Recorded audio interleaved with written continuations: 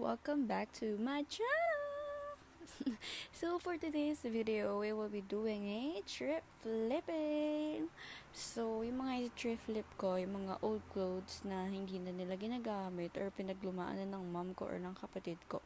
So if you wanna see how did I transform those clothes, just keep on watching. So first, itong unang damit natin, gagawin ko siya as crop top. And disclaimer, I didn't use any sewing machine or fabric glue. Sewing machine, di ko alam na may mura palang sewing machine. Kaya, ang nabili ko is fabric glue. Dumating na siya. Yes. Abangan niyo sa next vlog. So, yan. Ginamit ko lang dito talaga needle and thread and kamay ko, syempre. So, yan. Mineasure ko. Unang step is mineasure ko yung magiging preferred length ng crop top ko. And then yan, ginupit ko lang din siya. Simple as that. Advice ko lang, hanap kayo ng matalas na gunting para hindi kayo mahirapan. Dito yan, medyo nahirapan ako kaya yan. Dinaganan ko ng cornic na nasa Tupperware para hindi mag-slide yung damit. So, advice ko lang din sa inyo, habang quarantine, hanap na din kayo ng mga old clothes nyo na hindi na ginagamit na pwede nyo ma-transform as crop top. Kasi yun ang pinaka-easy, as in, pinaka-easy gawin. Unless may sipag kayo magtahi. Yan, pwede nyong gawin, or maging creative. Pwede kayo maging creative kung paano nyo gagawin bagong style yung damit.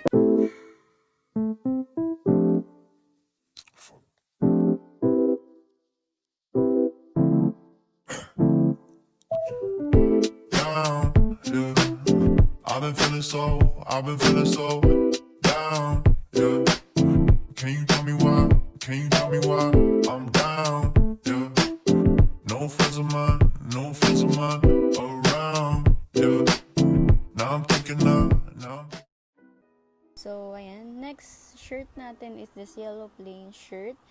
Again, first step is i-measure mo lang yung preferred length ng magiging crop top or bahala kayo kung gusto nyo gawing crop top. Pero ako, I decided as maging crop top siya. And then next then, yung mahiwagang cornic box natin para ma-prevent yung pag-slide. And then cut yung trinace yung line kanina.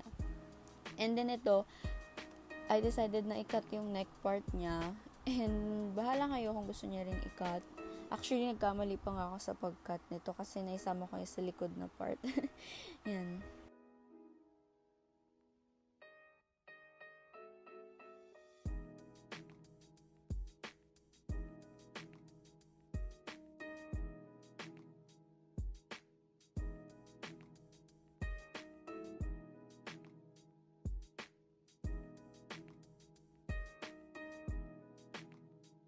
So, after cutting the neck area, ilabas nyo na yung tape measure or any pang measure nyo. Then, draw 2 lines. Actually, para makabuo ka ng rectangle na pahaba hanggang dulong part nung shirt. Nakita nyo naman yung ginawa ko, diba? And then, kunin nyo yung excess tela nyo na ginupit kanina sa shirt nyo. I-trace nyo lang yung ginawa nyong line kanina dun sa damit, dun sa middle part. And then, cut it out.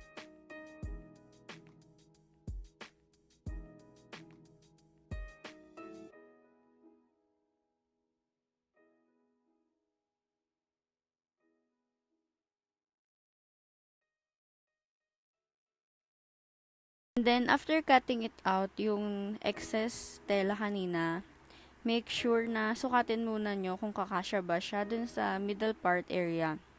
And make sure, paggupit nyo is pantay. Actually, dapat pantay talaga. Akan kasi medyo hindi pantay. So, yan. Dapat pantayin nyo, guys.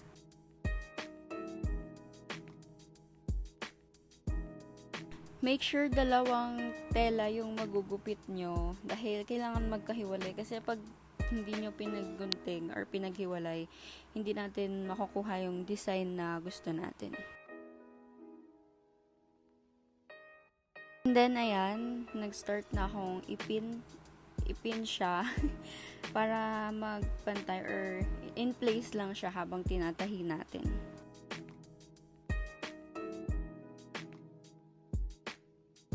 So, next is, dapat i-ready natin yung needle and thread na gagamitin natin para sa pagtatahi.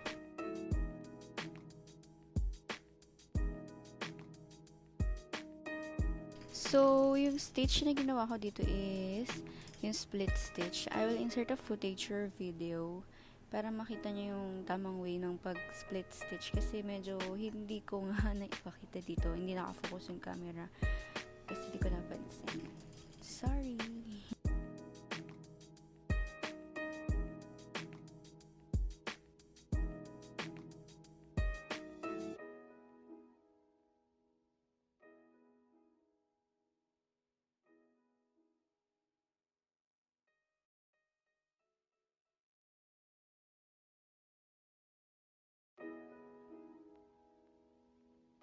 So guys, dito sa next part ng tela, hindi na ako nag-split stitch kasi madilim na and malabo mata ako kaya di ko makita and medyo matrabaho talaga siya guys.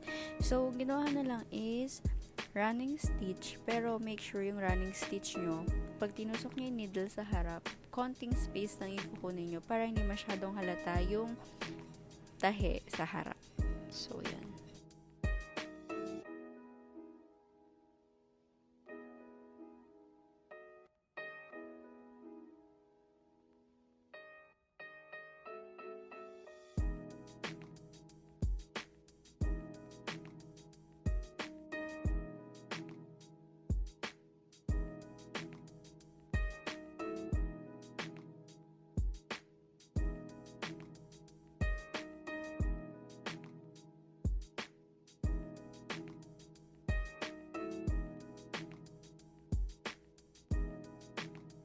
So, next is, ayan, gugupit na tayo no magiging ribbon natin. So, gumapit lang ako nito dun sa excess white long sleeve ko kanina. Ayan, ito yung magiging ribbon natin. So, white yung pinili ko para may pop of color tayo dito sa magiging damit natin. And then, ayan, nilagay ko na siya sa perdible. And, unti-unti natin ipapasok yun dun sa middle part area na tinahi natin. Then, it depends kung saan. Pero, isang part lang muna. Kung sa left part kayo nag-start, dun muna. And then, ipapasok nyo sa right part. Pero, sa taas na kayo mag-start nun. Hindi na sa baba.